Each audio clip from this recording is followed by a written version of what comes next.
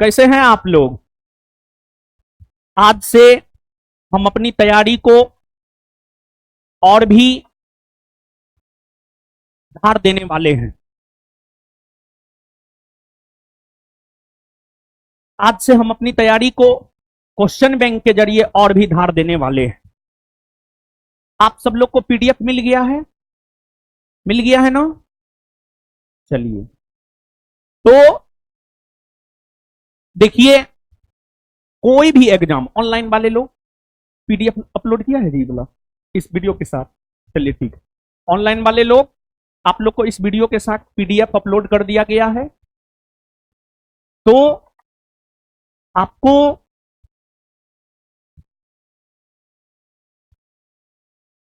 किसी भी एग्जाम को क्रैक करने के लिए एक स्ट्रेटजी बनाना होता है, और एग्जाम सच में क्रैक करना है तो उसका स्ट्रेटजी ये कहता है कि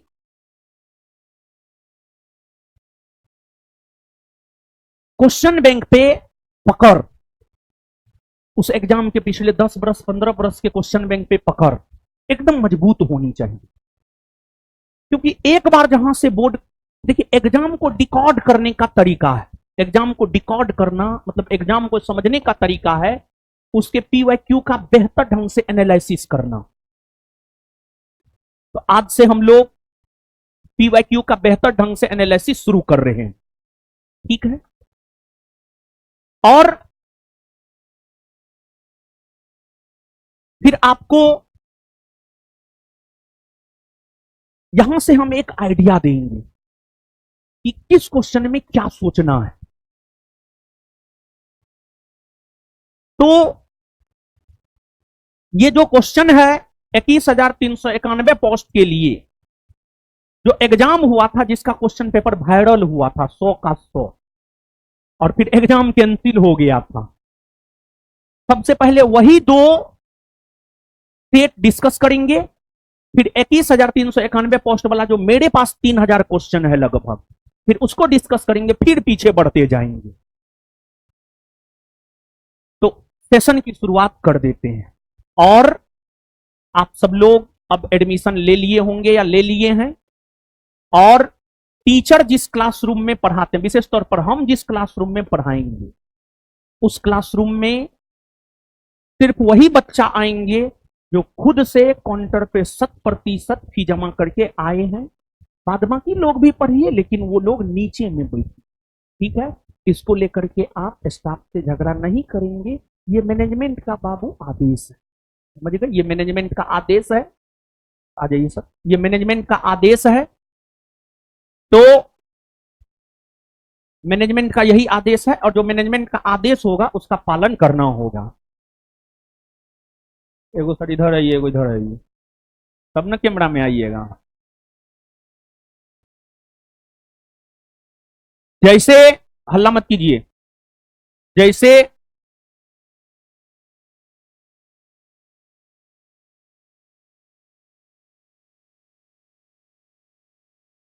जब भगवान राम रावण से युद्ध कर रहे थे, उनके तो अनेकों सहयोगी थे, कोचिंग में भी अनेकों लोग काम करते हैं, लेकिन भगवान राम के दो मुख्य सहयोगी थे, एक थे लक्ष्मण और एक थे हनुमान, एक हनुमान जी।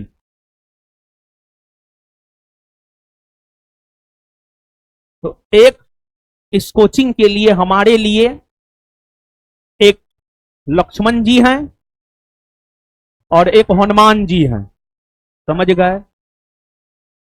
सब लोग दोनों टीचर से अवगत होंगे, बहुत बड़ा उपाधि दिए हैं सब। एगो भाई हैं हमारे, एगो हमारे शिष्य, मतलब लक्ष्मण जैसा भक्त है, सॉरी हनुमान जैसा भक्त है। तो ऐसे टीचर टीचर का भक्त नहीं हो सकता, लेकिन एक उपाधि में ये हमारे लक्ष्मण है और ये हमारे हनुमान जी। नहीं नहीं, गलत उपाधि दे दी, ये हमारे लक्ष्मण हैं और ये हमारे हनुमान जी। थोड़ा शरीर सब भी, हाइट भी, इस वजह से इनको हनुमान जी बनाए हैं। तो बस आज इस बहुत बड़े मंच से बहुत बड़ा उपाधि दिए हैं आप दोनों को। बिट्टू सर तो हमारा आत्मा है, बिट्टू सर के बिना तो हम अधूरा है। आपको क्या लगता है हम बिट्टू सर अलग है? नहीं, हम बिट्टू सर एक ही हैं। भले आपको लगता होगा, जैसे आपको लगता है राम और कृष्ण अलग है, नहीं बाबू, राम कृष्ण दोनों एक ही हैं। वैसे हम बिट्टू सर अलग नहीं है, बल्कि बिट्टू सर और हम एक ही हैं। समझ गए? तो हम यही चाहेंगे कि हमारा लाज रखिएगा आप दोनों, और तो कुछ नहीं चाहेंगे। हमारी उपाधि का लाज रखिएगा। और देखिए, कभी काल बड़ा भाई से भी गलती होता है, गार्जियन से भी गलती होता है। ऐसा थोड़े है कि ईश्वर से गलती नहीं हुआ है, हुआ है, हुआ है। तो ईश्वर से भी गलती हुआ है और ईश्वर से भी गलती हो सकता था। आप महाभारत के युद्ध में देखिए, भगवान कृष्ण के जीवनी को देखिए। भगवान कृष्ण से भी मानवीय सभ्यता को लेकर गलती हो सकता था। इसी वजह से भगवान कृष्ण ने गुरुकुल में जाकर के शिक्षा ग्रहण किया, ताकि उनसे गलती ना हो, ताकि उनसे गलती ना हो। तो आप अपने जीवन में गलत नहीं करें, अच्छा करें, इसी वजह से तो आप शिक्षा ग्रहण करते हैं। तो हो सकता है हम भी इंसान हैं। और देखिए, हम दोनों सर को हमेशा बतलाते रहते हैं कि आप में ये कमी है। देखिए, अपना होने का मतलब क्या होता है जानते हैं? अगर मेरे विचार में अपना का परिभाषा बतलाइएगा, तो मेरे विचार में अपना होने का परिभाषा होता है आपकी गलतियों से आपको अवगत करवाना, आपकी आलोचना करना। जैसे सर को आप कभी पूछ लीजिएगा, अभी तो माइक हम देंगे नहीं, माइक हम पकड़ लेते हैं तो देते ना है। माइक और कुर्सी अगर हम पकड़ लिए तो दूसरे को नहीं देते हैं, समझे? तो सर को पूछ लीजिएगा, आप लोग जो पढ़ते हैं, आप ही में से किसी एक बच्चा का कॉपी लेख करके हम देखते हैं, और जहां जहां मतलब जो होना चाहिए, सर को हम बोलते हैं कि सर यहाँ पे आप इतना नहीं दीजिए, थोड़ा कम दीजिए, बिहार पुलिस है, सिलेबस भी खत्म करना है, टाइम भी कम है। पूछिएगा सर को, हम बोले हैं। अब इसको सर बोलेंगे कि ना, हम तो फलना इंस्टीट्यूट में पढ़ाए हैं, आप हमको कैसे बोल दीजिएगा? तो ठीक है, हम आपको नहीं बोलेंगे, लेकिन इससे आपका विकास नहीं होगा, इससे आप में कमी रह जाएगा। हम किसी भी शिक्षक को जब जोड़ते हैं तो हम ये चाहते हैं, सामान्य तौर पर जब टीचर जोड़ेगा ना, तो एग्रीमेंट करवाएगा 5 साल का, 1 साल का, कि छोड़ के नहीं भागे। आप प्रभु सर से पूछ लीजिए, या इनसे पूछ लीजिए, या इनसे पूछ लीजिए, किसी से पूछ लीजिए, कोई एग्रीमेंट करवाए हैं आप लोग से? कोई एग्रीमेंट नहीं, एक विश्वास पे आप लोग चले जाइए छोड़ करके, हमको कोई दिक्कत नहीं है। क्योंकि जो सब्जेक्ट सर पढ़ाते हैं, ज्योग्राफी सर बिहार पढ़ाते हैं, उस सब्जेक्ट के हम स्वयं धुरंधर हैं। समझ गए? तो हम, और हमारे टीचर पर जानते हैं सब दाव घरेले रहता है। जब सर हमसे जुड़े तो बहुत लोग जो है प्रयास किए, सर हमसे जुड़े तो इनसे भी बहुत प्रयास किया गया कि नहीं, उसको छोड़ करके यहाँ आ जाइए, हम उससे ज्यादा पैसा देंगे। लेकिन पैसा के पीछे ये दोनों नहीं भागे। हम क्यों एक को लक्ष्मण और एक को हनुमान जी का उपाधि दिए हैं? पैसा के पीछे नहीं भागे। एक भरोसा जो है ये हम पे।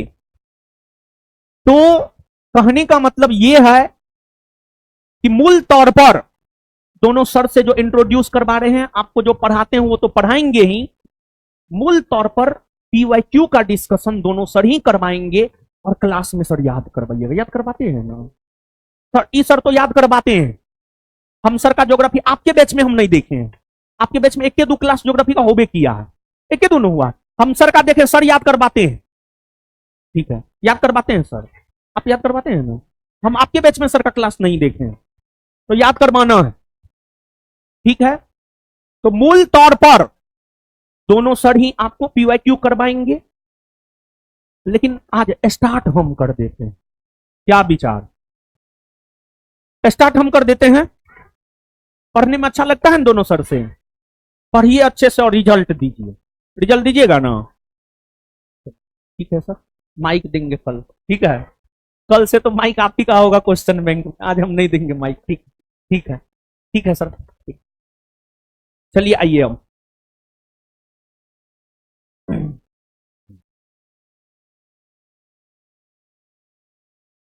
आइए बाबू लोग, आज हमसे पढ़ लीजिए। क्या आज की देखिए, जहां जहां क्वेश्चन बैंक में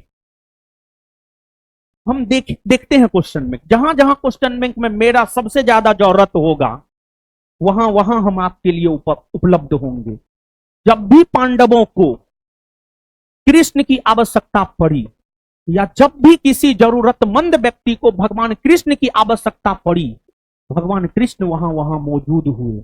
चाहे वह द्रौपदी ही क्यों ना हो। जब द्रौपदी का चीरहरण हो रहा था, तो भगवान कृष्ण उनको इतना वस्त्र दिए कि दुशासन जो है, साड़ी खींचते खींचते, साड़ी का पल्ला खींचते खींचते थक गया, लेकिन द्रौपदी के शरीर से वस्त्र समाप्त नहीं हुआ।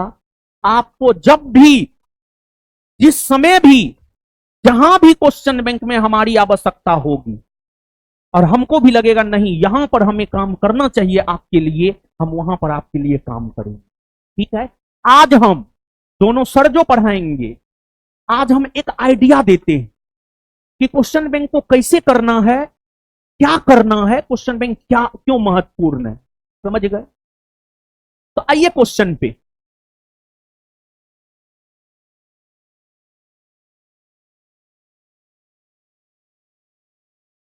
गौतम बुद्ध के समय का प्रसिद्ध वेद जीवक किसके दरबार से संबंधित? पढ़े हैं ना? बौद्ध धर्म, जैन धर्म आपको बताया गया है, पढ़ाया गया, हमको पता है। उसमें आपको बताया गया होगा, बताया गया है ना? देखिए, राजवेद मतलब आज के समय में डॉक्टर, डॉक्टर, डॉक्टर। तो आपको 6ठी सदी ईस्वी पूर्व में एक राजवेद यानी एक डॉक्टर, एक चिकित्सक हुआ करते थे, जीवक। एक चिकित्सक हुआ करते थे, जीवक। एक चिकित्सक हुआ करते थे, जीवक। जीवक, जीवक हर्यक वंश के शासक, हर्यक वंश के शासक बिंबिसार के दरबार में रहते थे। और बिंबिसार के मित्र हुआ करते थे महात्मा बुद्ध। जब महात्मा बुद्ध बीमार पड़े थे, तो बिंबिसार ने महात्मा बुद्ध की सेवा में अपने राज्य में जीवक को भेजा था। और अवंती के शासक चंद प्रद्योत भी जब बीमार पड़े थे, तो बिंबिसार ने चंद प्रद्योत के दरबार में भी किसको भेजा था? किसको? जीवक को भेजा था, जीवक को भेजा था। तो मूल तौर पर जीवक बिंबिसार के दरबार से संबंधित थे, लेकिन दीपक ने महात्मा बुद्ध की भी सेवा किया, चंद प्रद्योत की भी सेवा किया। और बिंबिसार हर्यक वंश के संस्थापक थे, राजगृह के संस्थापक थे। बिंबिसार ने राजगृह की स्थापना कर अपनी राजधानी राजगृह को बनाया। और बिंबिसार के विषय में ही कहा जाता है कि उन्होंने अपने साम्राज्य विस्तार हेतु 500 विवाह किया। 500 विवाह करके अपने साम्राज्य का विस्तार किया, ऐसा कहा जाता है। क्योंकि देखिए, आप जिस गांव में शादी करते हैं ना, जिस गांव के आप दामाद होते हैं, एक प्रकार से अप्रत्यक्ष तौर पर वहां पर आपका शासन हो जाता है, क्योंकि वहां के लोग आपकी अवहेलना नहीं कर सकता है, आपकी बात को मानेगा। गांव के दामाद को हर कोई अपना दामाद मानता है, ऐसा होता है, एकदम होता। हमारी ये परंपरा रही है। तो विवाह करके अपने साम्राज्य का विस्तार बिंबिसार किए थे। और बिंबिसार ही प्रथम शासक हुए जो अस्थायी तौर पर सेना की नींव रखी थी अपने पास में। तो इसका उत्तर क्या हो जाएगा बाबू? बिंबिसार। और बिंबिसार साम्राज्यवादी शासक था। बिंबिसार कौशल नरेश प्रसेनजित, बिंबिसार के शासनकाल के समय कौशल नरेश हुआ करते थे प्रसेनजित। बिंबिसार कौशल नरेश प्रसेनजित की बहन महाकोशला से भी विवाह किया था। और जब बिंबिसार महाकोसला से विवाह किया था तो उसे दहेज के रूप में काशी मिला था, काशी मिला था, काशी।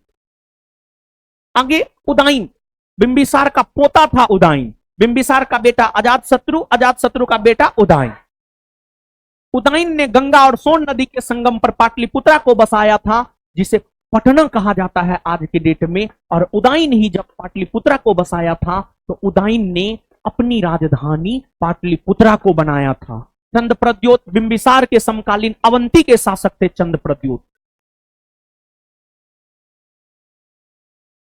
कांग्रेस में इनमें से किसने समाजवादी दृष्टिकोण का प्रतिनिधित्व किया था?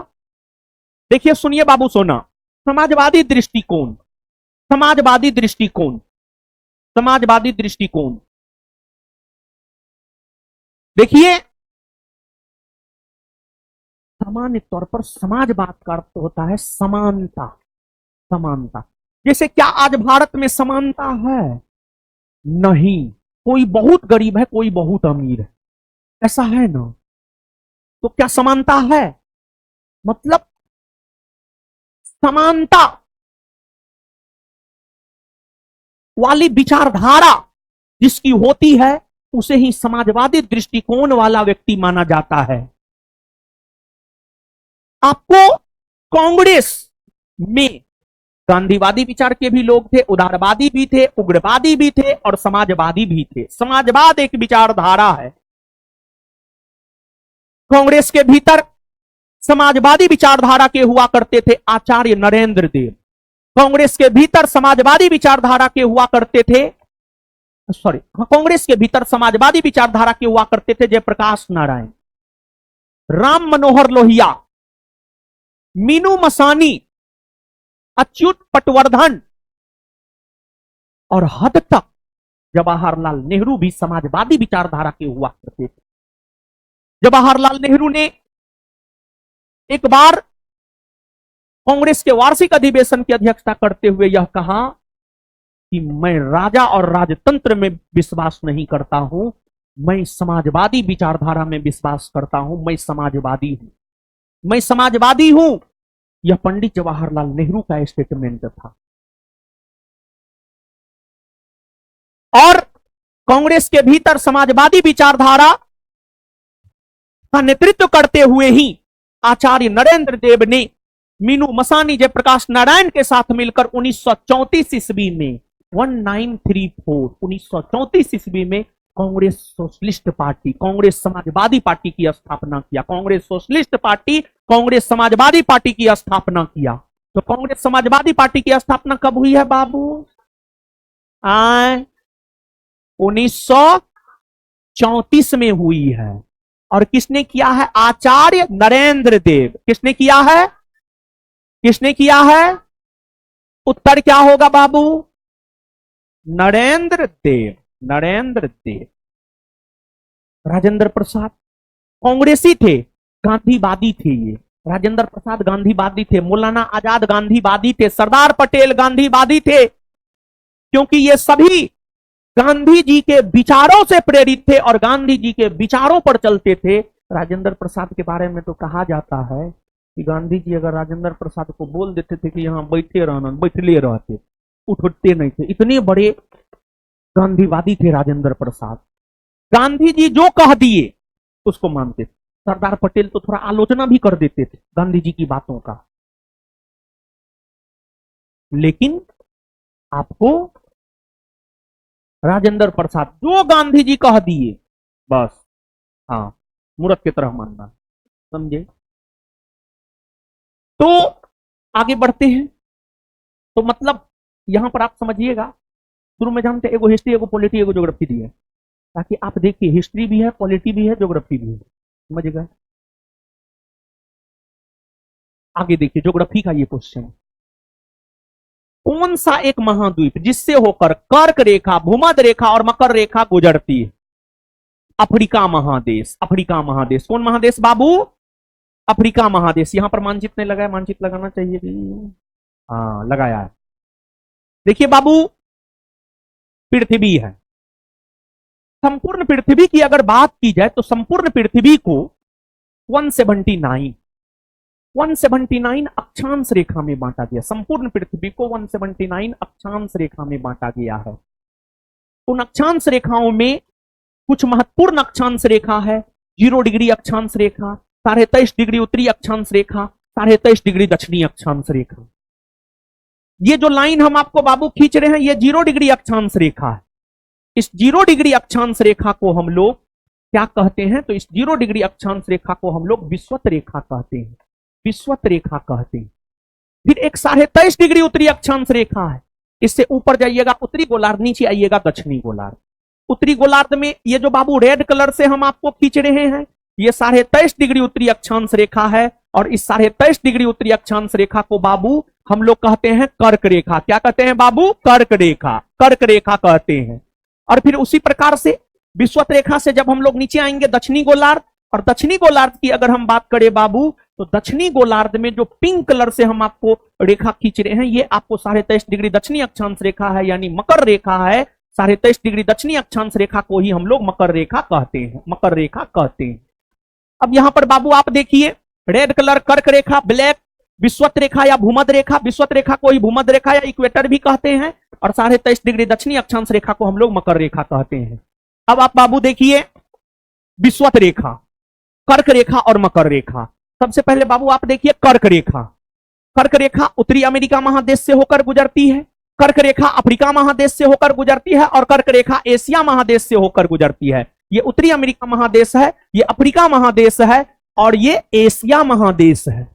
तो कर्क रेखा बाबू उत्तरी अमेरिका महादेश, अफ्रीका महादेश और एशिया महादेश से होकर गुजरती है। और फिर विषुवत रेखा, विषुवत रेखा दक्षिणी अमेरिका महादेश से होकर गुजरती है, अफ्रीका महादेश से होकर गुजरती है, और एशिया महादेश से होकर गुजरती है। और फिर मकर रेखा दक्षिणी अमेरिका महादेश, अफ्रीका महादेश और ऑस्ट्रेलिया से होकर गुजरती है, और मकर रेखा लगभग ऑस्ट्रेलिया महादेश के बीचों बीच से होकर गुजरती है, और ऑस्ट्रेलिया को लगभग 2 बराबर भाग में विभाजित करती है। तो इसमें आप गौर फरमाइए, उत्तरी अमेरिका महादेश से कर्क रेखा गुजरती है, दक्षिणी अमेरिका महादेश से विषुवत रेखा और मकर रेखा गुजरती है, अफ्रीका महादेश से कर्क रेखा भी, विषुवत रेखा भी और मकर रेखा भी गुजरती है, आंसर अफ्रीका। फिर एशिया महादेश से कर्क रेखा और विषुवत रेखा गुजरती है, और ऑस्ट्रेलिया महादेश से जो है आपको मकर रेखा सिर्फ गुजरती है। वहीं यूरोप की अगर हम बात करें, तो यूरोप महादेश से ना तो कर्क रेखा गुजरती है, ना विषुवत रेखा गुजरती है, ना मकर रेखा गुजरती है। जैसे यहां पर बाबू एक प्रश्न आया है कि किस महादेश से होकर कर्क, विषुवत, मकर तीनों गुजरती है, आंसर अफ्रीका आपने देखा। उसी प्रकार से बाबू अगर आपसे पूछ दिया कौन ऐसा महादेश है जिससे होकर ना कर्क, ना विषुवत, ना मकर रेखा गुजरती, आंसर क्या होगा? क्या होगा? यह बहुत शानदार क्वेश्चन बनता है, तो सोचना है। सब महादेश से तो गुजर भी करती है, 7 को महादेश है, उत्तरी अमेरिका 1, दक्षिणी America 2, Europe 3, Africa 4, Asia 5, Australia 6 और अंटार्कटिका 7। दक्षिणी ध्रुवीय क्षेत्र में अंटार्कटिका है 7। तो इन महादेशों में 2 महादेश है जिससे होकर ना कर्क, ना विषुवत, ना मकर रेखा गुजरती है। एक है उत्तरी ध्रुवीय क्षेत्र में स्थित यूरोप महादेश, और दूसरा है दक्षिणी ध्रुवीय क्षेत्र में स्थित अंटार्कटिका, अंटार्कटिका। इस लाइन को बाबू आप क्वेश्चन पे ही लिखिए या फिर कॉपी में लिखिए कहीं पर। ये सब लाइन हम जो लिखा दिए वो सब जरूर याद रखिए, समझ गए? लिखिएगा बाबू, यूरोप और अंटार्कटिका, यूरोप और अंटार्कटिका, ये 2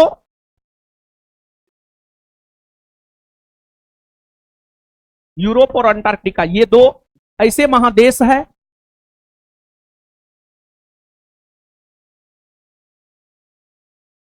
यूरोप और अंटार्कटिका, ये 2 ऐसे महादेश है जिससे जिससे जिससे ना तो कर्क रेखा, जिससे ना तो कर्क रेखा, ना ही विषुवत रेखा और ना ही मकर रेखा, और ना ही मकर रेखा गुजरती है। और ना ही मकर रेखा गुजरती है, और ना ही मकर रेखा गुजरती है। Full stop. और एक बात जानिए और, जानते हैं अंटार्कटिका महादेश पर मानव नहीं रहता है। यहां पर जानते हैं सब देश, रूस, अमेरिका, फ्रांस, भारत, सब देश अपना रिसर्च सेंटर स्थापित किया हुआ है।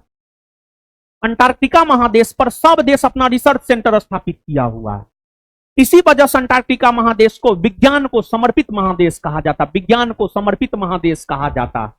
और अंटार्कटिका महादेश पर जो है पूरा बर्फ जमा हुआ है, पूरा बर्फ जमा हुआ है, जिस वजह से इसका आकृति हमेशा चेंज होते रहता। बर्फ पिघलता है, बर्फ जमा है तो अलग आकृति, बर्फ पिघलता है तो अलग आकृति। मतलब अंटार्कटिका महादेश को गतिमान महादेश भी कहा जाता है, विज्ञान को समर्पित महादेश, गतिमान महादेश। और साथ ही साथ जो है अंटार्कटिका महादेश पर कोई मानव निवास नहीं करता है। और यहां पर भारत के 3 शोध केंद्र हैं, दक्षिण गंगोत्री, मैत्री, भारती। दक्षिण गंगोत्री, मैत्री, भारती, ये तीनों अंटार्कटिका में स्थित भारत के शोध केंद्र है। ये सब बात लिखिए, सब बात आपके एग्जाम के पॉइंट ऑफ व्यू से महत्वपूर्ण, लिखिए आप।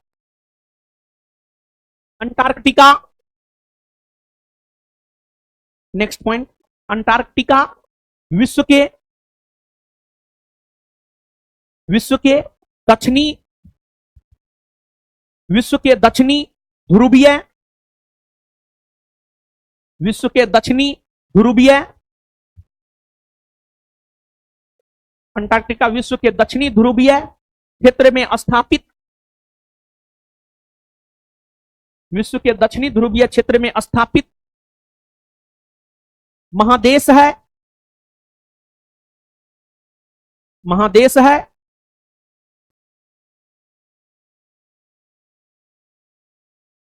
जहां मानव निवास नहीं करता है,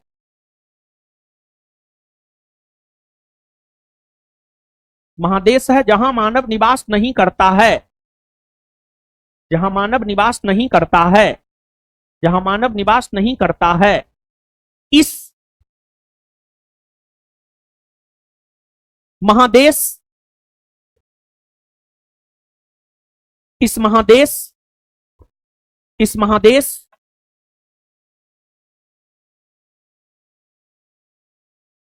को विज्ञान के लिए समर्पित महादेश कहा जाता है। इस महादेश को विज्ञान के लिए समर्पित महादेश कहा जाता है। इस महादेश को विज्ञान के लिए समर्पित महादेश कहा जाता है।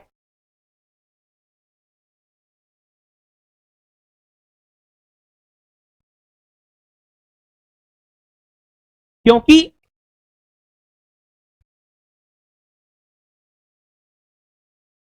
क्योंकि क्योंकि विश्व के सभी देश,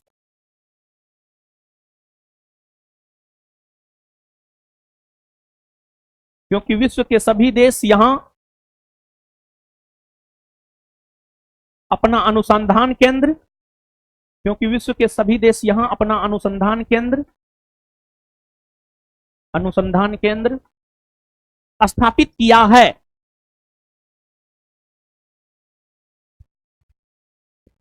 फुल स्टॉप। उसी में दक्षिण गंगोत्री कोमा, उसी में दक्षिण गंगोत्री कोमा मैत्री, दक्षिण गंगोत्री कोमा मैत्री और भारती, दक्षिण गंगोत्री कोमा मैत्री और भारती, दक्षिण गंगोत्री कोमा मैत्री और भारती अंटार्कटिका में स्थापित, दक्षिण गंगोत्री कोमा मैत्री और भारती अंटार्कटिका में स्थापित, अंटार्कटिका में स्थापित 3 भारत के अनुसंधान केंद्र है। 3 भारत के अनुसंधान केंद्र है। 3 भारत के अनुसंधान केंद्र है।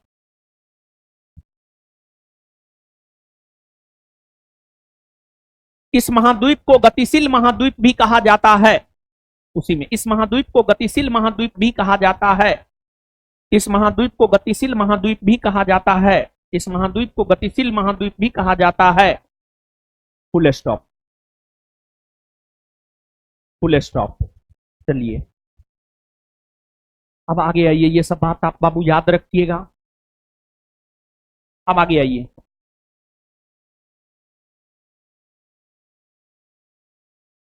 आगे भारत का संविधान, भारत का संविधान भारत को कैसे वर्णित करता है? आप भारत के संविधान को जब आप पढ़ेंगे तो भारत के संविधान में मूल तौर पर 395 गो अनुच्छेद है। भारत के संविधान में मूल तौर पर जो 395 गो अनुच्छेद है, उन अनुच्छेदों में पहला अनुच्छेद है अनुच्छेद 1। जब आप अनुच्छेद 1 को पढ़िएगा ना, तो अनुच्छेद 1 ही हमें यह जानकारी देता है कि भारत को संविधान में किस रूप में वर्णित किया गया है। अनुच्छेद 1 क्या कहता है जानते हैं? अनुच्छेद 1 यह कहता है कि इंडिया अर्थात भारत राज्यों का संघ होगा। इंडिया अर्थात भारत राज्यों का संघ होगा। तो अनुच्छेद 1 हमें दो बात की जानकारी देता है। पहला, अनुच्छेद 1 हमें भारत के संवैधानिक नाम के बारे में जानकारी देता है। मतलब अनुच्छेद 1 हमें यह बतलाता है कि संविधान में भारत के लिए कौन से नाम का प्रयोग हुआ है। तो संविधान में भारत के लिए, संविधान में भारत के लिए भारत और इंडिया नाम का प्रयोग हुआ है। भारत और इंडिया नाम का प्रयोग हुआ है। इसके अलावे संविधान में कहीं पर आर्यावर्त नहीं मिलेगा, जम्बू द्वीप नहीं मिलेगा, हिंदुस्तान नहीं मिलेगा। ये सब भारत का नाम जो है नहीं मिलेगा, नहीं मिलेगा। संविधान में या तो भारत के लिए इंडिया शब्द है या भारत के लिए भारत शब्द, भारत के लिए भारत शब्द। समझ गए? तो एक ये जानकारी अनुच्छेद 1 देता है। दूसरा, अनुच्छेद 1 हमें यह जानकारी देता है भारत राज्यों का संघ है, भारत राज्यों का संघ है। तो आंसर हो जाएगा इसका क्या? बी।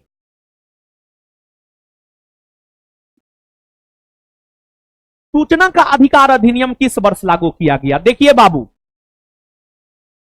सूचना का अधिकार, सूचना का अधिकार आज के डेट में हम लोगों का अधिकार है। मतलब आज के डेट में हम सूचना प्राप्त कर सकते हैं। जैसे मान लिया जाए कि महात्मा गांधी सेतु पुल बन रहा है।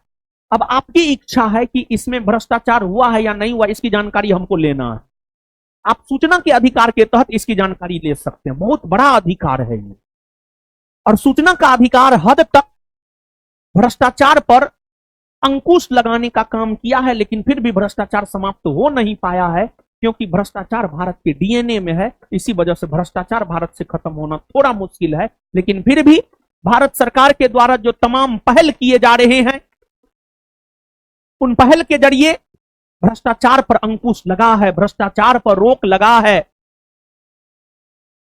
सूचना का अधिकार अधिनियम वर्ष 2005 में कांग्रेस की सरकार के द्वारा पारित किया गया था और इस पर राष्ट्रपति ने अपना मंजूरी 15 जून 2005 को दिया। 15 जून 2005 को दिया और यह लागू हुआ है 12 अक्टूबर 2005 से।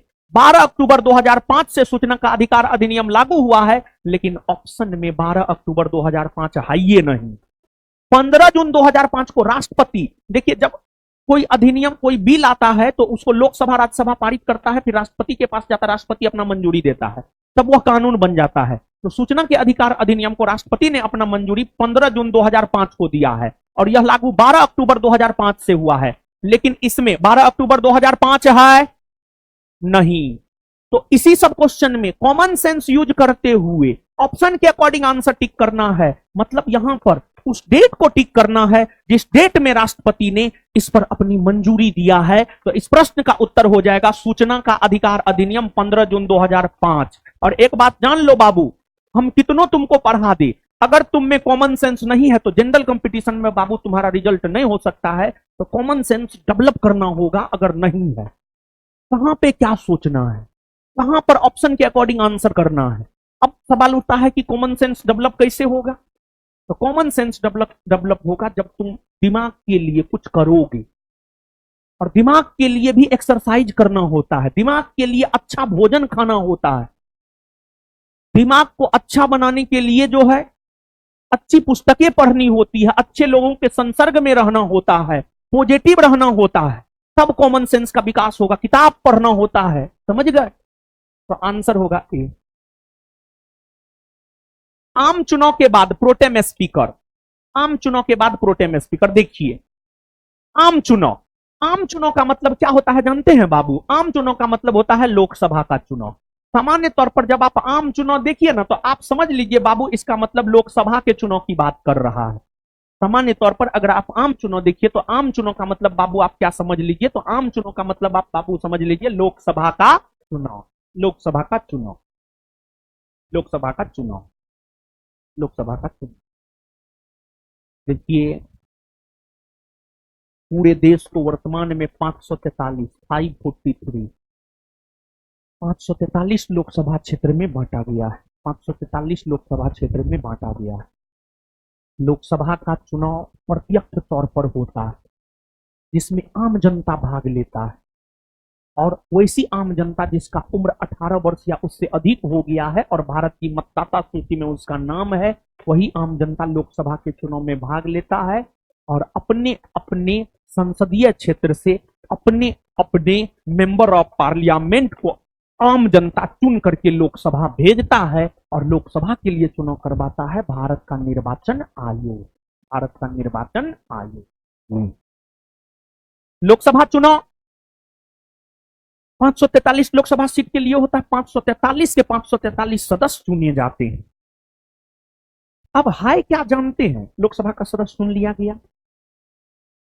अगर कोई व्यक्ति लोकसभा का सदस्य चुन लिया गया और वह बिना शपथ ग्रहण के लोकसभा की कार्यवाही में भाग लेने लगा तो उस कंडीशन में उस पर जुर्माना लगाया जाता है 500 रुपया प्रतिदिन के हिसाब से। कोई लोकसभा का सदस्य चुनाव जीता, शपथ नहीं ग्रहण किया, लोकसभा की कार्यवाही में भाग ले लिया, जितना दिन भाग लेगा उतना दिन 500 के हिसाब से जो है जुर्माना उसको लगाया जाता है। नेता पॉकेट से पैसा निकालने वाला। तो लोकसभा के नवनिर्वाचित सदस्य, लोकसभा के नवनिर्वाचित, उधर छोड़िए ना क्या हो रहा है, अरे छोड़िए उधर, इधर पढ़िए, इधर ऐसे होते रहता है, इधर उधर सब चीज होते रहता है, उतना परेशान नहीं होना। लोकसभा के है क्या जानते हैं? खाना आया खाना खा नहीं पाए, हुआ क्या? फाउंडेशन बैच लिए 12:30 पौने 1 से 2 बजे तक, फिर 2:15 बजे यहाँ आए, फिर आपकी क्लास में आ गए। अब आपकी क्लास से निकलेंगे तब खाना खा पाएंगे। चाय है समझे?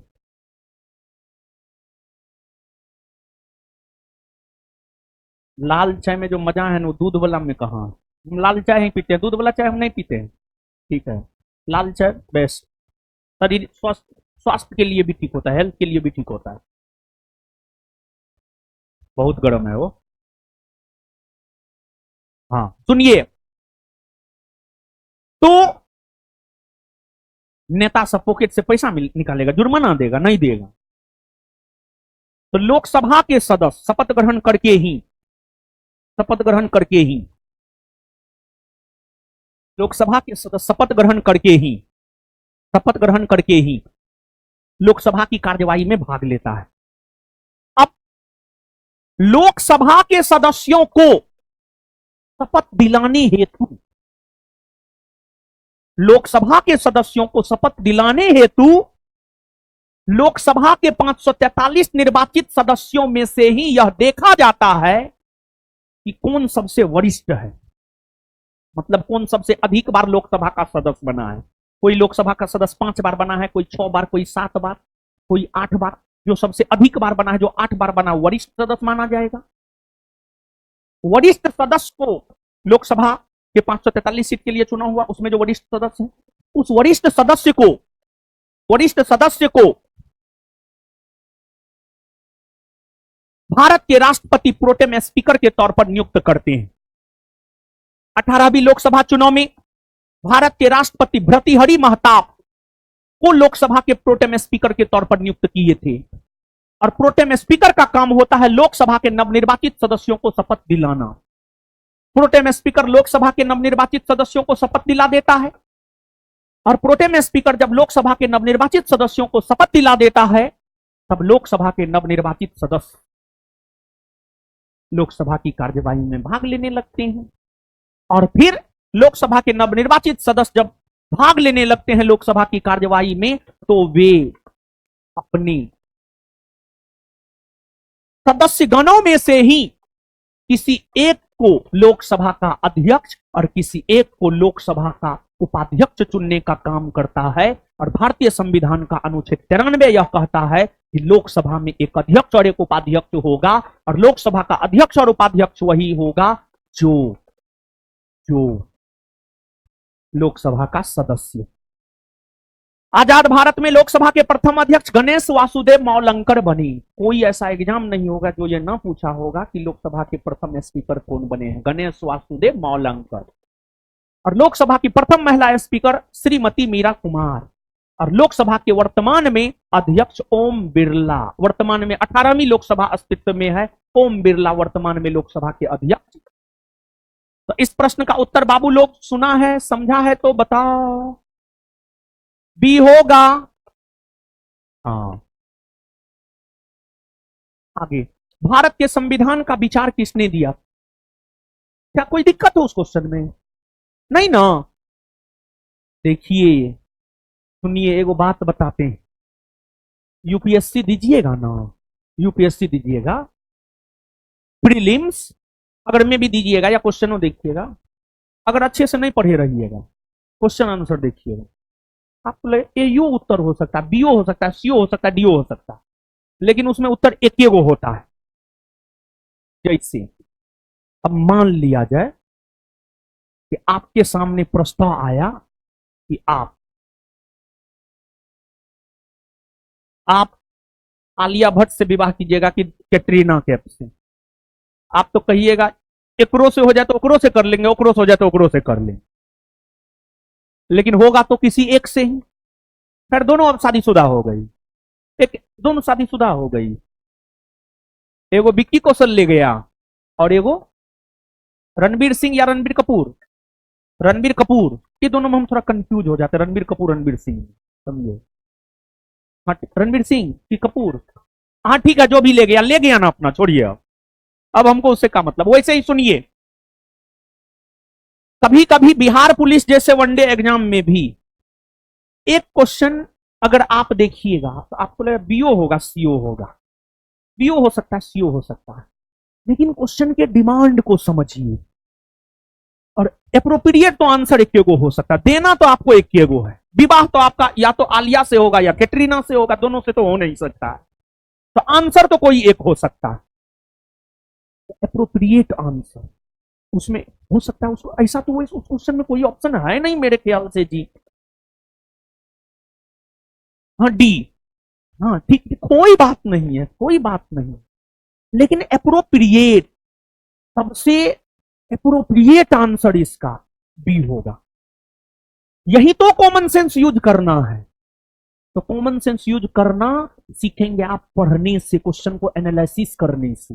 जैसा कि हम पढ़ते पढ़ाते तो कॉमन सेंस हमें थोड़ा सा तो आइए गया, तब ना बता देते कि बी होगा कि डी होगा। बी एकदम एप्रोप्रिएट आंसर होगा, बोर्डो बी ही मारेगा, एकदम आप कन्फर्म मानिए, समझ गए?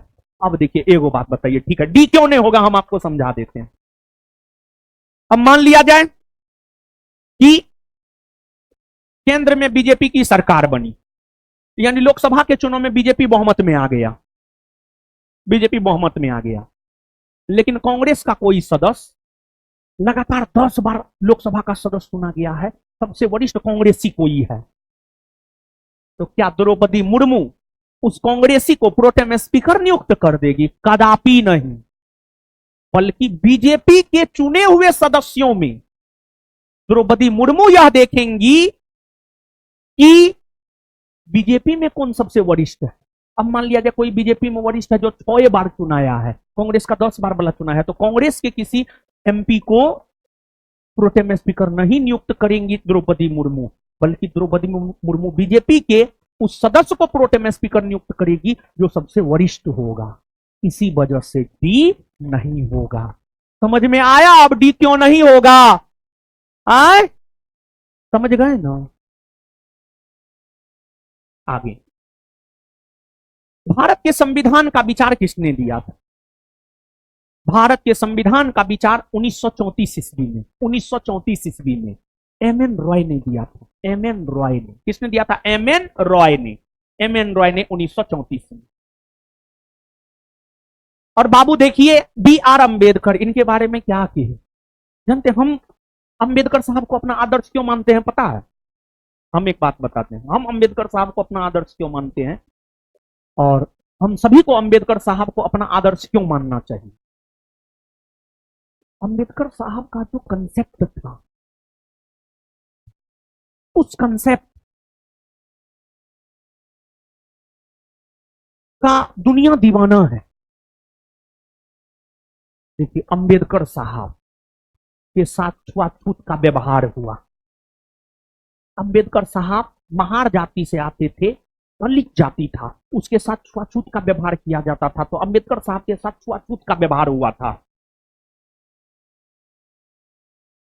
अम्बेडकर साहब के साथ छुआछूत का व्यवहार हुआ तो अम्बेडकर साहब पढ़े लिखे और उसने यह तय किया हमारे साथ छुआछूत का व्यवहार हुआ है, लेकिन हम अपनी आगे आने वाली पीढ़ी के साथ छुआछूत का व्यवहार नहीं होने देंगे।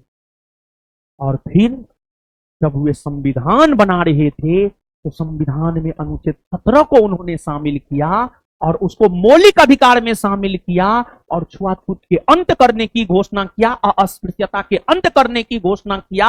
और संविधान का यह प्रावधान कहता है कि आज की डेट में अगर कोई छुआछूत का व्यवहार किसी के साथ करे तो यह माना जाएगा कि आपके मौलिक अधिकार का हनन हुआ है और फिर आप उस स्थिति में डायरेक्ट सुप्रीम कोर्ट जा सकते हैं, देश के सबसे शीर्ष अदालत जा सकते हैं और सुप्रीम कोर्ट आपके मामलों की सुनवाई करेगा और आपको न्याय देगा।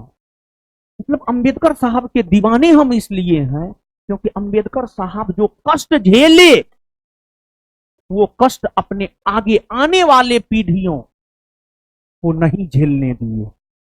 एक ये रीजन है। दूसरा, उनका जो विचार था, देखिए कितना शानदार विचार था। संविधान में आरक्षण, आरक्षण अभी ईडब्ल्यूएस समुदाय के लोगों को 10% आरक्षण, यानी सामान्य वर्ग के वैसे लोग जो आर्थिक तौर पर पिछड़े हुए हैं उसे 10% आरक्षण, ओबीसी समुदाय के लोगों को 27% आरक्षण, एससी एसटी समुदाय के लोगों को उनकी जनसंख्या के अनुपात में आरक्षण। ये कंसेप्ट कौन दिया था? संविधान में आरक्षण का कंसेप्ट कौन दिया था? संविधान में आरक्षण का कंसेप्ट डॉक्टर भीमराव अंबेडकर ने दिया था। डॉक्टर भीमराव अंबेडकर ने दिया था। डॉक्टर भीमराव अंबेडकर ने दिया था। महात्मा गांधी और अंबेडकर साहब के बीच जो पूना समझौता हुआ है सितंबर 1932 में, वो पूना समझौता से ही तो आरक्षण का कंसेप्ट आया है।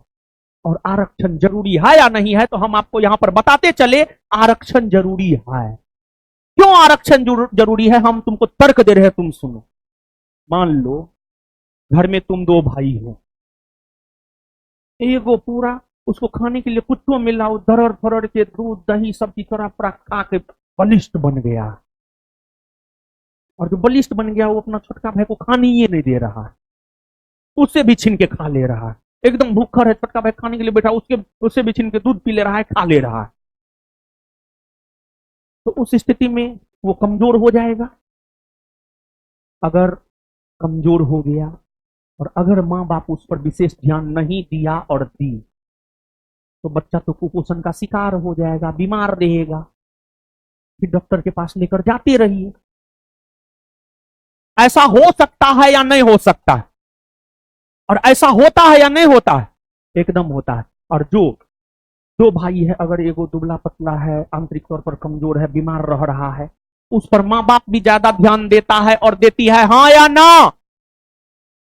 तो हमारे समाज में जो पिछड़े लोग हैं, जो दलित लोग हैं, जो शैक्षणिक तौर पर पिछड़े हुए हैं, जो सामाजिक तौर पर पिछड़े हुए हैं, जो आर्थिक तौर पर पिछड़े हुए हैं, अगर उन्हें विशेष सुविधा नहीं दीजिएगा तो क्या वे समाज की मुख्य धारा में जुड़ पाएंगे? नहीं। और जब वे समाज की मुख्य धारा में नहीं जुड़ पाएंगे तो क्या देश का सर्वांगीण विकास होगा? नहीं। और हम सभी भारतवासी को, अगरा पिछड़ा, हिंदू मुसलमान, सबको मिलकर के देश के विकास में अपना योगदान देना चाहिए। और विकास सामूहिकता, का प्रतिरूप है। सामाजिक सामाजिक सामाजिक सामूहिकता ही देश को विकास के पथ पर ला सकता है। सामाजिक सामूहिकता ही देश को विकास के पथ पर ला सकता है। तो आरक्षण का कंसेप्ट अंबेडकर साहब ही दिए। सामान्य तौर पर दलित और पिछड़े जाति के लोग तो अंबेडकर साहब का खुले तौर पर समर्थन करते हैं, लेकिन ऊंची जाति के लोग विरोध करते हैं। तो हम ऊंची जाति के लोगों को यह कहना चाह रहे हैं, आज के डेट में ऊंची जाति के लोगों को जो केंद्र की मोदी सरकार के द्वारा 10% आरक्षण दे दिया गया है, क्योंकि संविधान में आरक्षण का प्रावधान अंबेडकर साहब करके गए थे। इसी वजह से ऊंची जाति के भी वैसे लोग जो आर्थिक तौर पर पिछड़े हुए हैं, उन्हें भी 10% आरक्षण मिला है। तो ऊंची जाति के लोगों को भी अंबेडकर साहब के विचारों का समर्थन करना चाहिए, क्योंकि वो भी उससे लाभान्वित होते।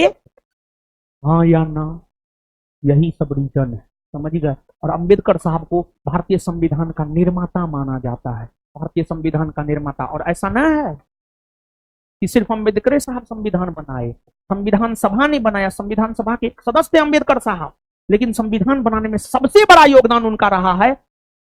इसी वजह से अंबेडकर साहब को संविधान निर्माता माना जाता है।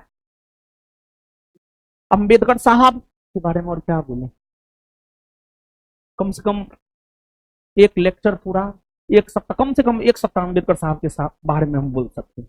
बहुत ज्यादा नॉलेज ना है, लेकिन एक सप्ताह 2 घंटा के हिसाब से मतलब 14-15 घंटा हम अंबेडकर साहब के बारे में बोल सकते हैं। ठीक है, और पढ़ेंगे तो और बोल सकते हैं, जितना पढ़े उसमें 14-15 घंटा बोल सकते हैं। ठीक है, उनकी 2 बीबी थी, पता है आपको। वो हिंदू जन्म लिए थे लेकिन मरे नहीं थे हिंदू, वो बोध होकर के मरे थे, समझो, हिंदू धर्म को छोड़ दिए थे। चलिए पढ़िए, जितना अंबेडकर साहब को जानिएगा बहुत जान लिए। और इसमें से भी बहुत सारा चीज एग्जाम के पॉइंट ऑफ व्यू से महत्वपूर्ण है, समझो। जितना अभी हम भाषण दिए, कुछ भी भाषण देंगे तो एग्जाम के पॉइंट ऑफ व्यू से महत्वपूर्ण होगा। और इसी सब चीज से, ये सब चीज से तुम लोगों के अगर गौर से सुनेगा, कॉमन सेंस का विकास होगा। भारत के संविधान के किस भाग में मूल कर्तव्यों को सन्निहित किया गया है, जानते हैं आप लोग? भारत के मूल संविधान मतलब जो संविधान 26 जनवरी 1950 को लागू हुआ, उसी को मूल संविधान कहा जाता है। भारत के मूल संविधान में जानते हैं मूल कर्तव्य नहीं था। बाद में सरदार स्वर्ण सिंह कमेटी ने अनुशंसा किया। सरदार स्वर्ण सिंह समिति 12 सदस्यीय समिति था, जिसके अध्यक्ष सरदार स्वर्ण सिंह थे। सरदार स्वर्ण सिंह कमेटी ने यह अनुशंसा किया कि संविधान में मौलिक कर्तव्य को भी शामिल किया जाना चाहिए। और फिर आपको सरदार स्वर्ण सिंह समिति की अनुशंसा पर ही प्रधानमंत्री इंदिरा गांधी की सरकार के द्वारा 42वां संविधान संशोधन 1976 किया गया। और इस संविधान संशोधन के तहत मौलिक कर्तव्य को जोड़ा गया। और इसी संविधान संशोधन के तहत भाग 4 का क और 51 का क जोड़ा गया। भाग 4 का क और 51 का क जोड़ा गया। भाग 4 का क और अनुच्छेद 51 का क जोड़ा गया। भाग के संदर्भ में मौलिक कर्तव्य की चर्चा भाग 4 के क या ए में है, और अनुच्छेद के संदर्भ में 51 के क या ए में है। और मौलिक कर्तव्य का कंसेप्ट रूस से लिया गया है, रूस से लिया गया है, रूस से लिया गया है। आंसर हो जाएगा सी। भाग 5 में संघ का शासन है, भाग 2 में नागरिकता है, भाग 6 में राज्य का शासन है। और भारतीय संविधान के अलग अलग भागों में अलग अलग प्रावधान है। भाग 1 में संघ राज्य क्षेत्र, भाग 2 में नागरिकता, भाग 3 में मौलिक अधिकार, भाग 4 में राज्य के नीति निर्देशक तत्व, भाग 4 के क में मौलिक कर्तव्य, भाग 5 में संघ का शासन, भाग राज्य में राज्य, भाग 5 में संघ का शासन, भाग 6 में राज्य का शासन, भाग 7 निरस्त कर दिया गया है, खत्म है। भाग 8 में केंद्र शासित प्रदेश में शासन प्रशासन, भाग 9 में पंचायत, नगर पालिका, सहकारी समिति, भाग 10 में अनुसूचित क्षेत्र और जनजातीय क्षेत्र में शासन प्रशासन, भाग 11 में केंद्र राज्य संबंध। इसी प्रकार से ऑनवर्ड है, समझिएगा। जब पॉलिटी पढ़ाएंगे तो हम आपको देंगे, इसका परेशान नहीं होना। संविधान की अनुच्छेद के तहत उच्च न्यायालय को सभी अधीनस्थ न्यायालयों पर अधीक्षण की शक्ति देता है। देखिए, जानते हैं बाबू लोग, सुनिए सुनिए, आपको भारत में न्याय प्रणाली की अगर हम बात करें तो भारतीय न्याय प्रणाली के अंतर्गत सर्वोच्च स्थान पर, भारत में न्याय प्रणाली की बाबू लोग अगर हम बात करें तो भारत में न्याय प्रणाली के अंतर्गत सर्वोच्च स्थान पर सुप्रीम कोर्ट है। सर्वोच्च स्थान पर सुप्रीम कोर्ट है, सुप्रीम कोर्ट है। सुप्रीम कोर्ट के नीचे हाई कोर्ट है, हाई कोर्ट है, और हाई कोर्ट के नीचे सबऑर्डिनेट कोर्ट है, सब ऑर्डिनेट कोर्ट है, सब ऑर्डिनेट कोर्ट है। सबऑर्डिनेट कोर्ट को ही अधीनस्थ न्यायालय कहते हैं, अधीनस्थ न्यायालय कहते हैं।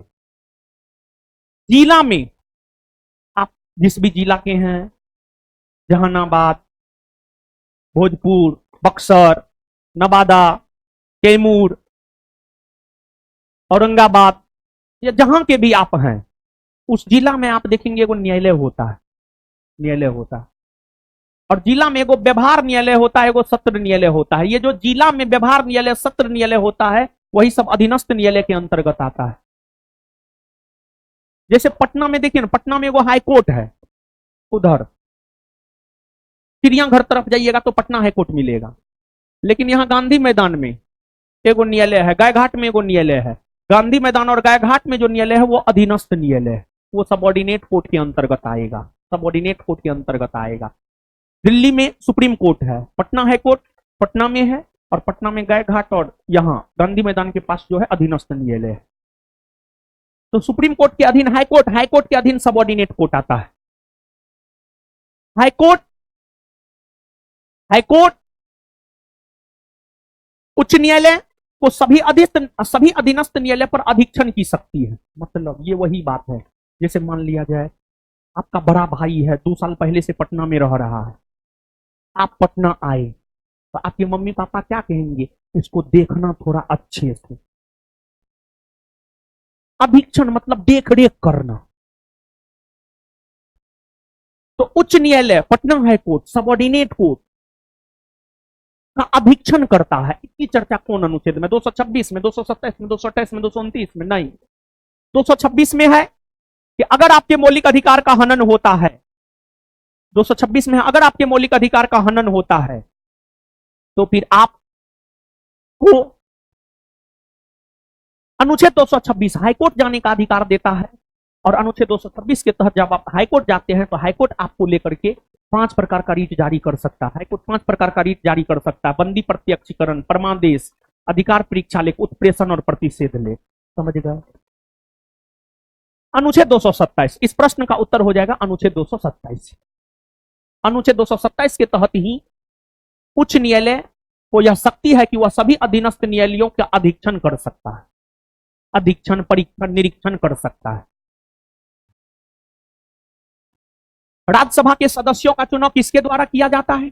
देखिए देखिए, भारत में संसदीय लोकतांत्रिक प्रणाली को अपनाया गया है। जिस संसदीय लोकतांत्रिक प्रणाली के अंतर्गत संसद का 2 सदन होता है, संसद का 2 सदन होता है। एक होता है लोकसभा और एक होता है राज्य, एक होता है लोकसभा और एक होता है राज्यसभा, राज्यसभा होता है। तो संसद के 2 सदन होते हैं, संसद का 2 हाउस होता है, संसद के 2 घर होते हैं। एक होता है लोकसभा और एक होता है राज्यसभा, एक होता है लोकसभा और एक होता है राज्यसभा। यहां पर समझिएगा, यहां पर जो बता रहे हैं बाबू, यहां से एक क्वेश्चन आएगा, तुम जान लो, और इसको कॉपी में तुमको लिख लेना है। हम लिखेंगे कुछ नहीं, पहले समझ लो फिर हम तुमको लिखा देंगे, परेशान नहीं होना है। लोकसभा का चुनाव का जहां तक सवाल है, लोकसभा के चुनाव में आम जनता भाग लेता है। लोकसभा के चुनाव में आम जनता भाग लेता है, आम जनता, वैसी आम जनता जिसका उम्र 18 वर्ष या उससे अधिक है और उसका नाम मतदाता सूची में है, वही लोकसभा के चुनाव में भाग लेता है, वही लोकसभा के चुनाव में भाग लेता है। तो लोकसभा के चुनाव में आम जनता पार्टिसिपेट करता है, 18 वर्ष या उससे अधिक उम्र की आम जनता, जो वयस्क है, जिसका नाम मतदाता सूची में है वह। अब राज्यसभा के चुनाव में कौन भाग लेता है? तो राज्यसभा के चुनाव की अगर हम बात करें तो राज्यसभा के चुनाव में आम जनता भाग नहीं लेता है, बल्कि राज्यसभा के चुनाव में, राज्यसभा के चुनाव में आम जनता भाग नहीं लेता है, बल्कि राज्यसभा के चुनाव में अगर देखा जाए तो राज्यसभा के चुनाव में, राज्यसभा के चुनाव में अगर देखा जाए तो राज्यसभा के चुनाव में राज्य के विधानसभा के, राज्य के विधानसभा के निर्वाचित सदस्य, निर्वाचित सदस्य, राज्य के विधानसभा के निर्वाचित सदस्य राज्यसभा के चुनाव में भाग लेता है। एक बात आप जानिए, जैसे बिहार है, बिहार को लोकसभा में 40 गो सीट और राज्यसभा में 16 गो सीट दिया गया है।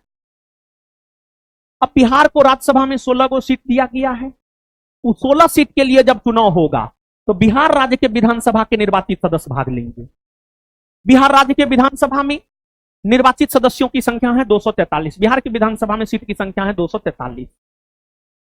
बिहार के विधानसभा में जो 243 सीट है, ये जो 243 को निर्वाचित विधानसभा बिहार विधानसभा के सदस्य होते हैं, यही 243 को मिल करके राज्यसभा के 16 सदस्यों को बिहार से चुन करके भेजेंगे, राज्यसभा के लिए 16 सदस्यों को चुनकर भेजेंगे। जैसे तेजस्वी यादव राज्य के विधानसभा के निर्वाचित सदस्य हैं। जैसे आपको और भी कई सारे नेता हैं, 243 को विधायक है, हर क्षेत्र का विधायक होगा आपका, और आपका जो विधायक होता है वही राज्यसभा के सदस्य में भाग लेता है। समझ गए? जैसे हम लोग की तरफ का विधायक है कौन? आलोक है, आलोक रंजन है संभव, हाँ आलोक रंजन है, उसका आलोक पनीर है, समझे, उसका बिजनेस है, बिजनेस, हाँ जहां भी है, छोड़िए ना, उतना बताने का क्या जरूरत, मतलब वो बिजनेसमैन है और भाजपा के विचारधारा से प्रेरित है। तो हर क्षेत्र का आपका भी कोई ना कोई विधायक होगा, है ना, हो तो आपका विधायक सब जो होता है ना, वही राज्यसभा के सदस्यों के चुनाव में भाग लेता है। समझे हो? तो राज्यों के विधानसभा के निर्वाचित सदस्य को ही सामान्य भाषा में विधायक कहते हैं। राज्यों के विधानसभा के निर्वाचित सदस्य को ही सामान्य भाषा में विधायक कहते हैं। मतलब एकदम सरल भाषा में कहे, राज्यों के विधायक उस राज्य में जितने राज्यसभा सीट हैं उस पर आसीन होने के लिए लोगों को चुनने का काम करते हैं। समझे ये बात? पक्का? सही में? नहीं समझे? हाँ समझ गए? अब इसके आगे देखिए बाबू सोना, जैसे लोकसभा राज्यसभा होता है वैसे ही होता है राज्य में, केंद्रीय स्तर पर लोकसभा राज्यसभा होता है, वैसे ही बाबू राज्य में होता है विधानसभा और विधान परिषद। राज्य में होता है विधानसभा और विधान परिषद, राज्य में होता है विधानसभा और विधान परिषद। अब विधानसभा के चुनाव में कौन भाग लेता है? विधानसभा के चुनाव में वही भाग लेता है जो लोकसभा के चुनाव में भाग लेता है, यानी देश की वयस्क जनता। विधानसभा का चुनाव राज्य में होता है, तो जिस राज्य में विधानसभा का चुनाव होता है उस राज्य की वयस्क जनता, मतलब जिसका उम्र 18 वर्ष या उससे अधिक है, वो विधानसभा के चुनाव में भाग लेगा। तो आम जनता इसमें भाग लेता है, लेकिन विधान परिषद के चुनाव में आम जनता भाग नहीं लेता है। विधान परिषद के जितने सदस्य होते हैं उसमें से 1/3 सदस्य को चुनने का काम राज्य के विधानसभा के निर्वाचित सदस्य करते हैं। राज्य के विधानसभा के निर्वाचित सदस्य करते हैं, राज्य के विधानसभा के निर्वाचित सदस्य करते हैं। पुनः 1/3 सदस्य को स्थानीय निकाय के चुने हुए प्रतिनिधि चुनते हैं। स्थानीय निकाय, पंचायती राज, नगर निगम के चुने हुए प्रतिनिधि चुनते हैं।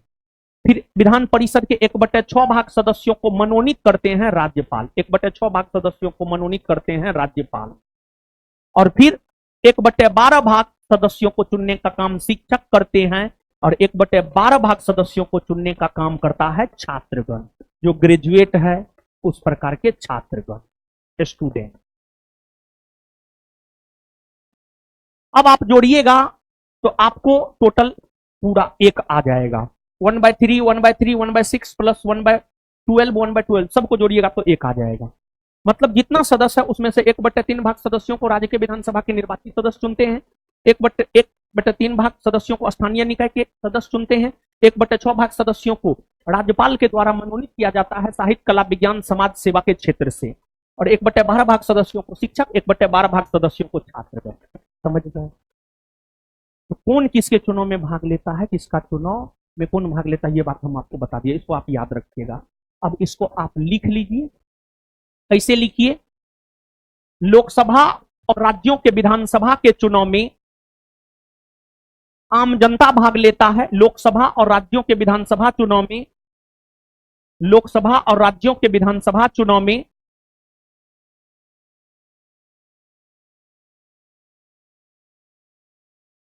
लोकसभा और राज्यों के विधानसभा चुनाव में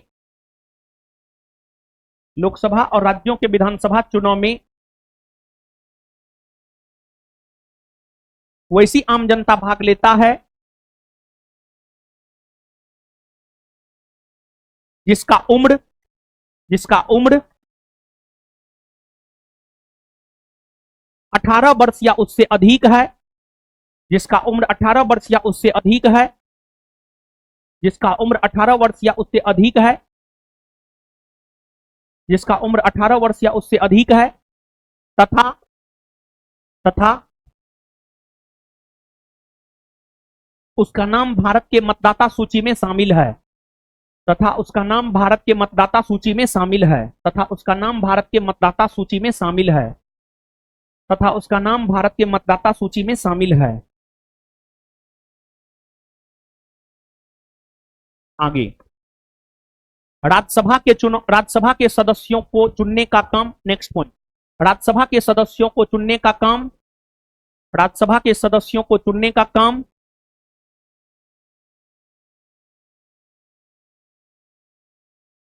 राज्यसभा के सदस्यों को चुनने का काम राज्यसभा के सदस्यों को चुनने का काम राज्यसभा के सदस्यों को चुनने का काम राज्य के विधानसभा के निर्वाचित सदस्य करते हैं। राज्यसभा के सदस्यों को चुनने का काम राज्य के विधानसभा के निर्वाचित सदस्य करते हैं।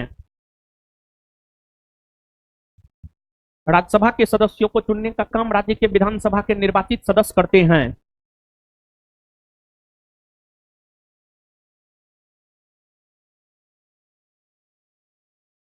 आगे, नेक्स्ट पॉइंट, विधान परिषद के सदस्य,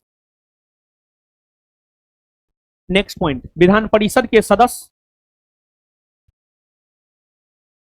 विधान परिषद के सदस्य निम्न तरीका से चुने जाते हैं। विधान परिषद के सदस्य निम्न तरीका से चुने जाते हैं। विधान परिषद के सदस्य निम्न तरीका से चुने जाते हैं। विधान परिषद के सदस्य निम्न तरीका से चुने जाते हैं। अब ऐसे करके 1/3 ऐसे करके लिखिए, 1/3 भाग सदस्य राज्य के विधानसभा के निर्वाचित सदस्य द्वारा, 1/3 भाग सदस्य राज्य के विधानसभा के निर्वाचित सदस्य द्वारा, एक नंबर में 1/3 भाग सदस्य राज्य के विधानसभा के निर्वाचित सदस्य द्वारा, 1/3 भाग सदस्य राज्य के विधानसभा के निर्वाचित सदस्य द्वारा, 1/3 भाग सदस्य राज्य के विधानसभा के निर्वाचित सदस्य द्वारा, 1/3 भाग सदस्य राज्य के विधानसभा के निर्वाचित सदस्य द्वारा, पुनः 2 नंबर में 1/3 भाग सदस्य स्थानीय निकाय के प्रतिनिधियों द्वारा, 1/3 भाग सदस्य स्थानीय निकाय के प्रतिनिधियों द्वारा, 1/3 भाग सदस्य स्थानीय निकाय के प्रतिनिधियों द्वारा, स्थानीय निकाय के प्रतिनिधियों द्वारा। फिर 1/6 भाग सदस्य राज्यपाल द्वारा साहित्य, कला, विज्ञान, समाज सेवा के क्षेत्र से मनोनीत किए जाते हैं। 1/6 भाग सदस्य 1/6 भाग सदस्य राज्यपाल द्वारा 1/6 भाग सदस्य राज्यपाल द्वारा 1/6 भाग सदस्य राज्यपाल द्वारा साहित्य, कला, विज्ञान, समाज सेवा के क्षेत्र से मनोनीत किए जाते हैं। 1/6 भाग सदस्य साहित्य, कला, विज्ञान, समाज सेवा के क्षेत्र से मनोनीत किए जाते हैं। 1/12 शिक्षक द्वारा, 1/12 छात्र द्वारा, 1/12 शिक्षक द्वारा, 1/12 छात्र द्वारा, 1/12 शिक्षक द्वारा, 1/12 छात्र द्वारा। लिख लिए हैं? लिख लिए?